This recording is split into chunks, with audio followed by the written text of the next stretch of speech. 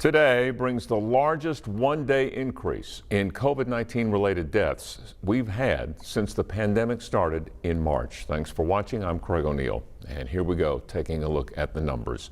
The Department of Health says 53 more Arkansans have died from COVID-19 complications.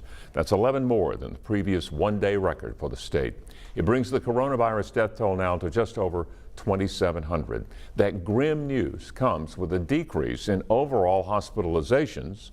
1,053 people are fighting the virus in hospitals this evening, down 23 from yesterday. 182 of those patients are on ventilators.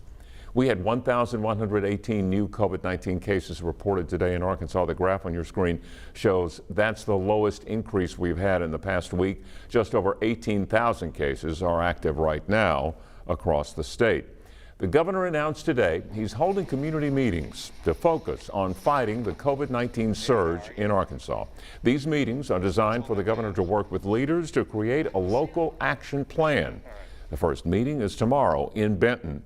THV 11 will be there and bring you a full wrap-up right here on THV 11 News at 5. The governor also announced today he's holding a statewide press conference Thursday night at 7. During that address, he's also expected to focus on COVID-19 in our state. You can watch that right here on THV 11. Stay-at-home orders are back in effect for most Californians today due to the surging coronavirus hospitalizations there. Per capita hospitalizations are highest in the nation in next-door Nevada and in New England. 3 new field hospitals have opened up. Elise Preston reports on the nationwide coronavirus surge.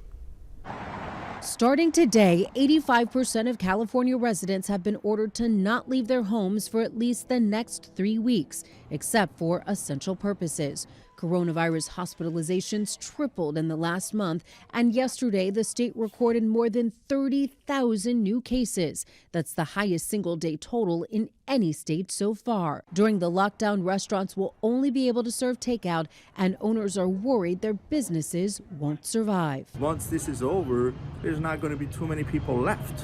This is the last straw that's going to break the back of the camel. In Nevada, where hospitalizations per capita are the highest in the nation, a medical center in Reno is using its parking garage to treat less critical COVID patients. Beds inside the hospitals are for patients who are fighting for their lives. Never in my wildest nightmares would I ever have thought that we would ever see something that would be killing this many people. In New England, at least 3 new field hospitals have opened up, including one at the Rhode Island Convention Center and another in Worcester, Massachusetts. Here in New York, new coronavirus infections and hospitalizations continue to rise. Today, the governor ordered all hospitals to increase bed capacity by 25%.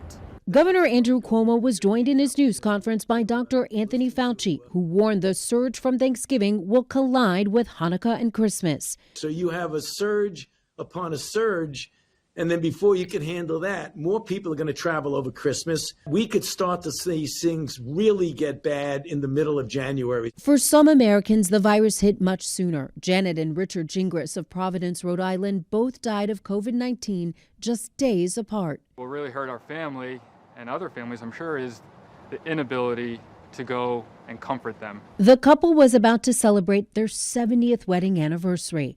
Elise Preston, CBS News, New York.